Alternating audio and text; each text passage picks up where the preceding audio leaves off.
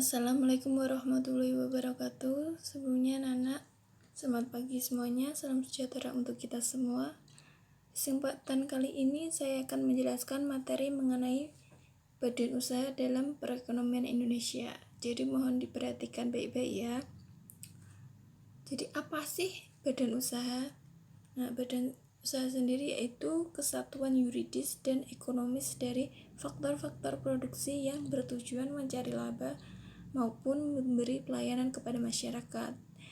Sedangkan kalau perusahaan itu kesatuan teknis dalam produksi yang tujuannya menghasilkan barang dan jasa. Nah, bedanya badan usaha sama perusahaan itu singkatnya, kalau badan usaha itu lembaganya, sedangkan perusahaan itu tempat di mana badan usaha tersebut mengelola faktor-faktor produksi. Perbedaan badan usaha sama perusahaan itu dilihat dari 3 aspek: tujuan, fungsi, dan bentuk. Tujuan dari badan usaha sendiri itu yaitu tadi mencari laba maupun keuntungan, sedangkan perusahaan dia yang tujuannya yaitu menghasilkan barang maupun jasa. Yang selanjutnya yaitu dilihat dari aspek fungsi. Fungsi dari badan usaha sendiri itu untuk mengurus suatu perusahaan itu. Nah, sedangkan fungsi perusahaan itu adalah alat badan usaha untuk mencapai tujuannya yaitu menghasilkan barang ataupun jasa. Terus aspek selanjutnya yaitu dari bentuk. Kalau badan usaha itu badan usaha yang berdasarkan hukum. Bentuknya dari PT, CV, koperasi, firma bisa. Nah, sedangkan perusahaan itu bisa pabrik, bengkel gitu. Terus mengapa mendirikan badan usaha? Yang pertama yaitu untuk hidup. Jadi orang dia mendirikan usaha, dia ingin menghasilkan uang dengan cara usahanya sendiri, yaitu juga untuk kehidupannya sendiri, kebutuhan hidup orang itu. Terus yang selanjutnya yaitu bebas dan terikat. Misal kita kalau mendirikan usaha sendiri, otomatis tidak ada yang mengikat kita bebas mau membuat keputusan seperti apa untuk usaha kita nanti. Terus yang ketiga dorongan sosial. Yang keempat mendapat kekuasaan. Otomatis jika kita mendirikan badan usaha sendiri, kita juga otomatis mendapatkan kekuasaan penuh atas badan usaha itu sendiri. Yang kelima melanjutkan usaha orang tua. Ada banyak orang yang sudah keluarganya yang mempunyai usaha sendiri, jadi turun-temurun kita hanya tinggal meneruskan usaha orang tua kita. Faktor-faktor yang harus dihadapi dalam pendirian badan usaha. Yang pertama, barang dan jasa yang akan dijual. Kita mendirikan badan usaha mau apa? Mau menjual barang atau mau menjual jasa? Terus yang kedua, pemasaran barang dan jasa. Setelah ada barang dan jasa, yaitu kita melakukan pemasaran atau marketing, atau istilahnya kita promosi barang dan jasa kita agar orang tertarik dan beli. Sebelum diadakannya promosi, kita juga harus menentukan harga barang atau jasa itu sendiri. Nah, yang keempat pembelian. Yang kelima yaitu misal kita memproduksi barang, kita juga butuh tenaga kerja. Kita nggak sanggup, misal kita produksi mobil, seseorang jika dia ingin memproduksi mobil, nggak mungkin dia memproduksi dengan tangan dia sendiri, mesti butuh sama orang lain, tenaga kerja orang lain. Terus yang keenam yaitu organisasi intern. Jadi sebuah badan usaha nanti ada organisasinya, misal direktur, ada manajer, begitu. Terus yaitu ketujuh, pembelanjaan. Pasti di setiap badan usaha kita butuh belanja kebutuhan yang akan kita gunakan dalam usaha tersebut. Yang ke-8, kita baru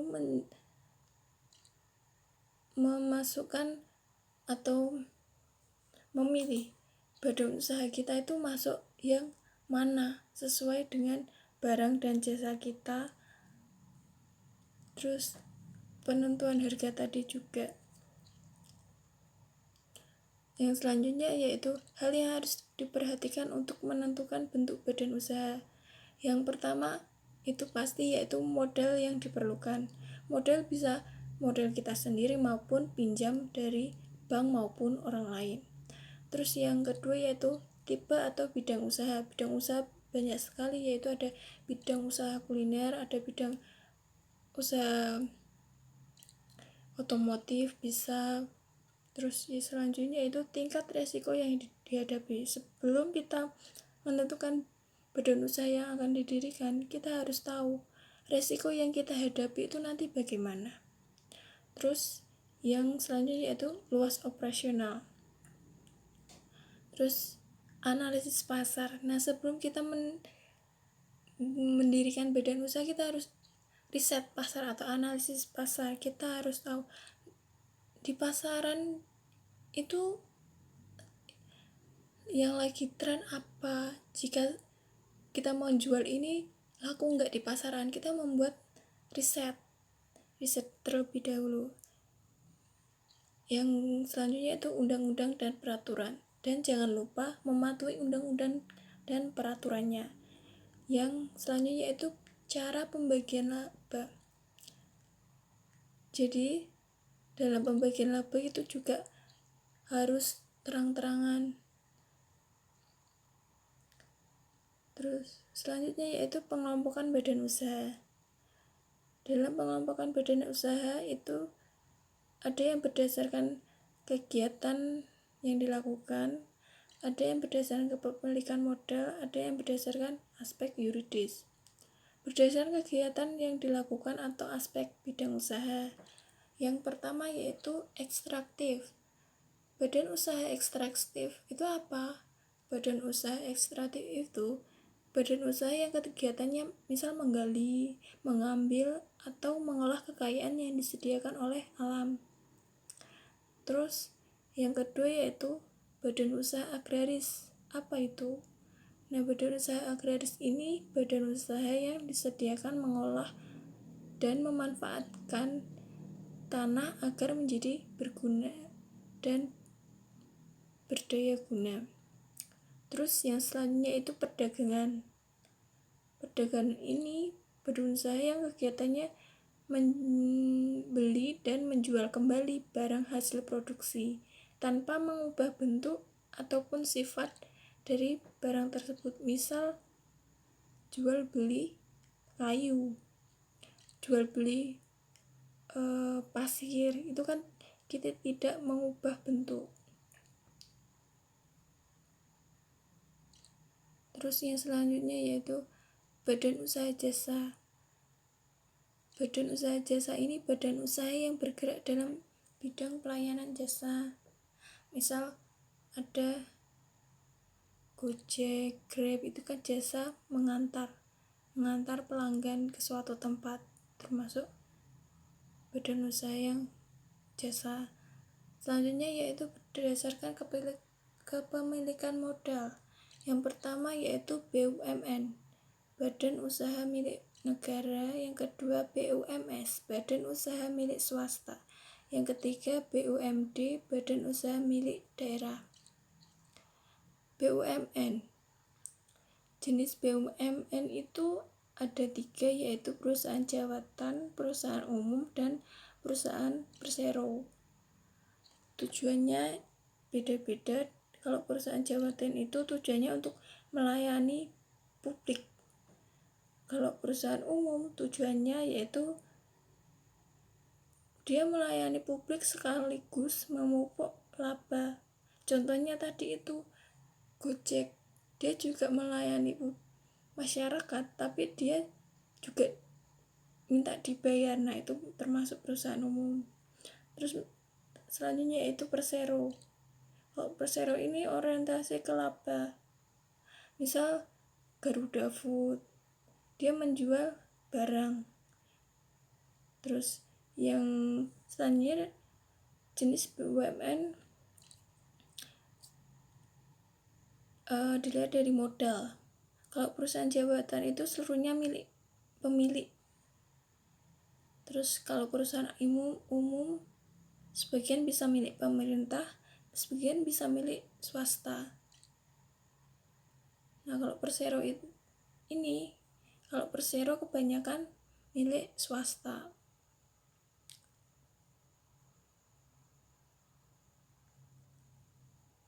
Badan usaha berdasarkan aspek yuridis. Ada perusahaan perseroan terbatas, CV, firma, koperasi maupun yayasan. Perusahaan perseroan ciri-cirinya yang pertama, dimiliki oleh perorangan, terus pengelolaan terbatas atau sederhana, modal tidak terlalu besar. Kelangsungan hidup usaha bergantung pada pemilik perusahaan. Selanjutnya itu kelebihan. Kelebihannya dapat mudah dimulai. Kita mau mendirikan perusahaan perorangan itu mudah. Misal kita mau mendirikan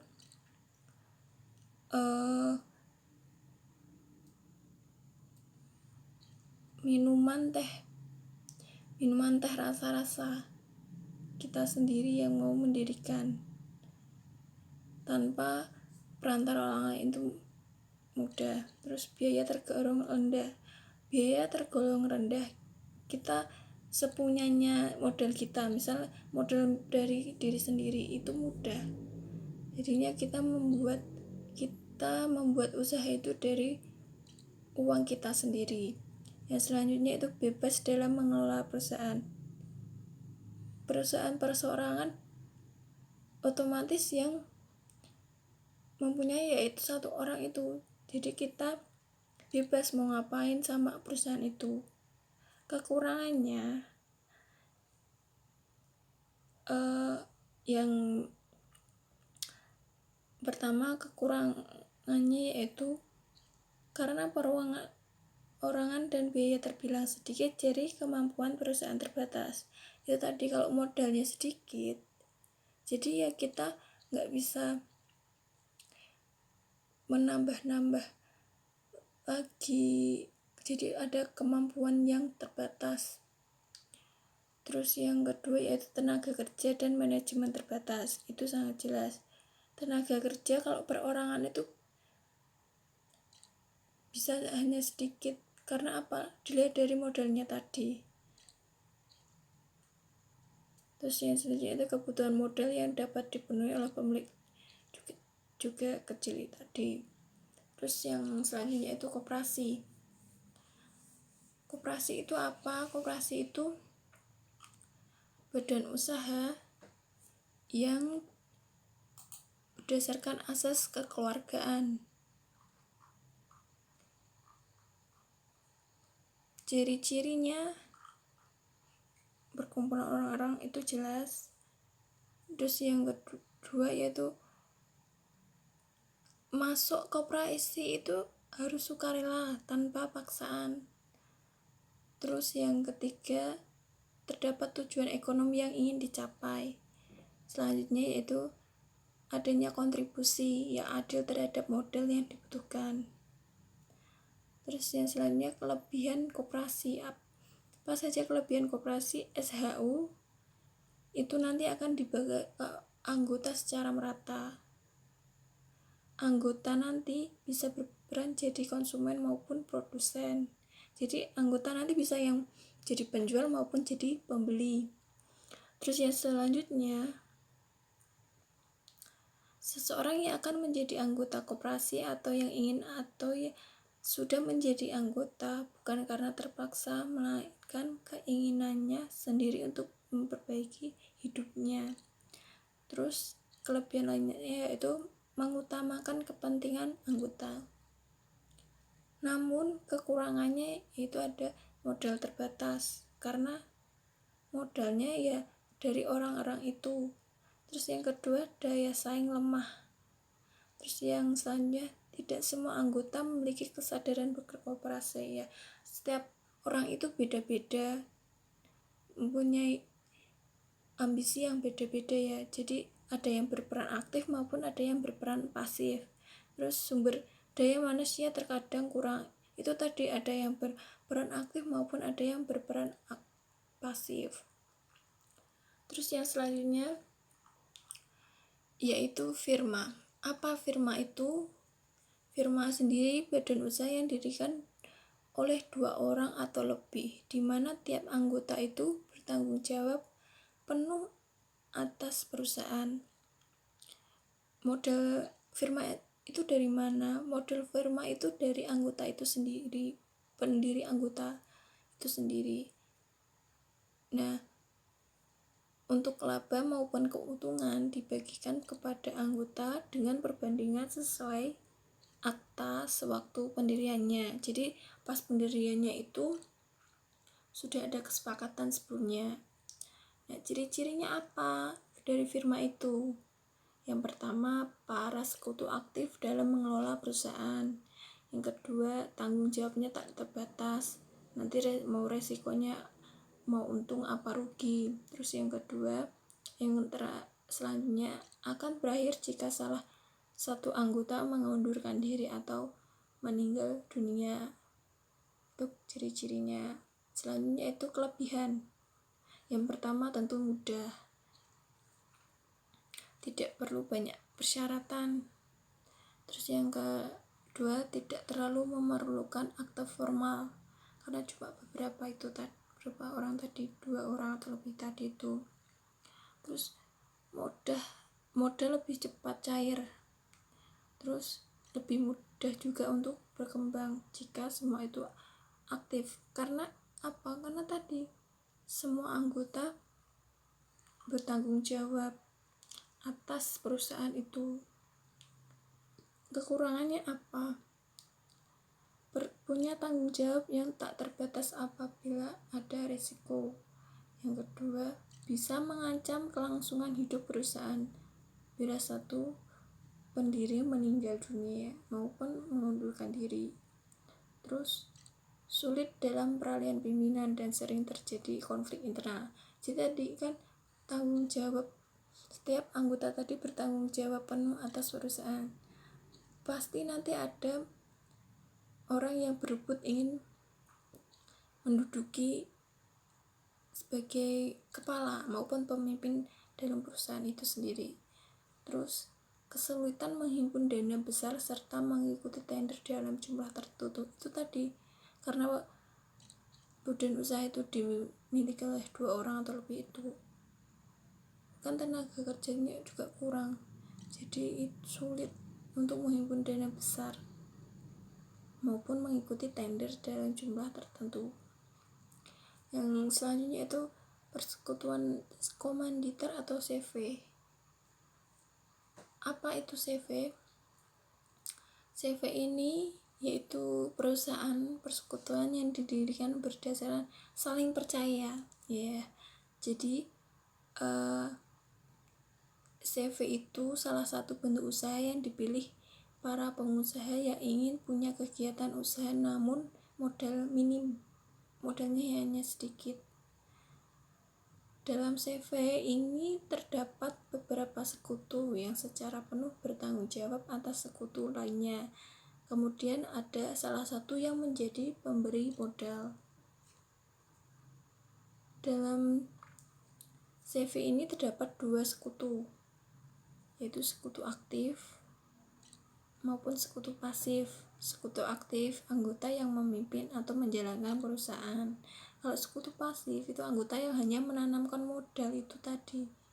Jadi yang sekutu aktif itu menjalankan perusahaan, yang kedua sekutu pasif itu yang menanamkan modal.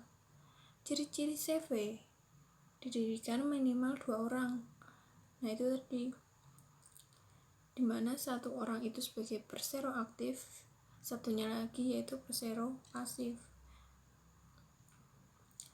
Ciri-ciri lainnya, persero aktif akan mengurus perseroan.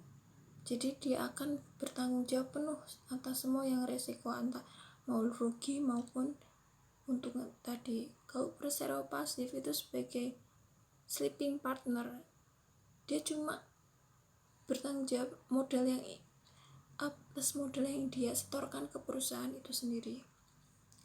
Kelebihannya, ini CV udah banyak dikenal masyarakat, jadi mudah dia untuk mengikuti kegiatan apapun. Terus yang selanjutnya itu mudah memperoleh modal, karena kalau sudah berbentuk CV itu mesti perbankan pasti mudah mempercayainya. Terus yang kedua, lebih mudah berkembang juga karena dipegang oleh orang yang ahli dan terpercaya. CV itu lebih fleksibel. Nah selanjutnya itu pembagian keuntungan diberikan pada sekutu komanditer dan tak kena pajak penghasilan. Jadi kalau CV itu tidak ada pajak penghasilan. Namun kekurangan dari CV ini itu agak ribet karena melalui akte notaris dan didaftarkan ke Departemen Kehakiman. Terus status hukum badan CV itu jarang dipilih oleh pemilik modal atau beberapa proyek besar. Selanjutnya itu PT atau perseroan terbatas. Apa itu PT? Jadi PT itu perusahaan yang bebas dalam pergerakan usaha, yang modalnya pergerakan bidang usaha dan tanggung jawab yang dimiliki terbatas hanya pada modal yang disetorkan. Tapi perusahaan banyak diminati pengusaha kan. Kenapa? Karena badan usaha punya kelebihan dibanding lainnya. Ciri-ciri PT, kewajiban terhadap pihak luar tak hanya terbatas pada modal yang disetorkan. Selanjutnya itu mudah dalam peralihan kepemimpinan, yaitu ada juga usia PT tidak terbatas. Terus yang selanjutnya mampu untuk menghimpun dana dalam jumlah yang besar karena sudah terpercaya, sudah dikenal masyarakat juga tadi. Jadi perbankan mesti langsung percaya. Terus bebas untuk melakukan berbagai aktivitas bisnis. Terus mudah mencari karyawan. PT kalau sudah dikenal masyarakat, pasti masyarakat tahu, oh ini perusahaan ini sudah terkenal, pasti sudah menjanjikan. Jadi para tenaga kerja itu pasti berlomba-lomba juga untuk masuk ke perusahaan tersebut. Terus dapat dipimpin oleh orang yang tidak memiliki saham, itu bisa. Terus pajak bergana antara pajak penghasilan dan pajak dividen. Kelebihan tadi, mudah dalam peralihan kepemimpinan, terus mudah memperoleh tambahan modal juga dari investor maupun perbankan. Terus kelangsungan perusahaan sebagai badan hukum lebih terjamin, itu pasti. Terus lebih efisien dalam manajemen pengolahan sumber-sumber modal. Nah kekurangannya, pajaknya berganda tadi antara pajak penghasilan dan pajak dividen. Terus selanjutnya itu pendiriannya memerlukan akta notaris dan izin khusus usaha tertentu. Itu pasti agak lebih ribet ya. Terus biaya pembentukan PT. Jadi PT itu perlu biaya juga untuk pembentukannya. Terus terlalu terbuka dalam pelaporan kepada pemegang saham. Yang selanjutnya itu yayasan. Apa itu yayasan? Yayasan ini merupakan bentuk usaha juga, namun tidak mencari untung, jadi cuma kepentingan sosial dan berbadan hukum gitu. Jadi cirinya yaitu dibentuk berdasarkan peraturan perundang-undangan, terus dibentuk dengan memisahkan kekayaan pribadi pendiri untuk tujuan nirlaba, religi, sosial, dan kemanusiaan. Jadi adanya juga kesukarelaan juga. Terus didirikan dengan akte notaris. Tadi kan berbadan hukum, itu sudah pasti dengan akte notaris. Selanjutnya tidak memiliki anggota dan tidak dimiliki siapapun, namun memiliki pengurus. Jadi yayasan itu tidak ada yang mempunyai pemilik, tapi dia punya pengurus untuk mengurus yayasan tersebut. Nah, yayasan itu pun dapat dibubarkan oleh pengadilan dalam kondisi pertentangan tujuan yayasan dengan hukum likuidasi dan pilot. Kelebihannya non-profit dan rela membantu masyarakat. Kelebihannya, namun kekurangannya yaitu terbatasnya dana. Ya, cukup sekian dulu. Terima kasih sebelumnya. Wassalamualaikum warahmatullahi wabarakatuh.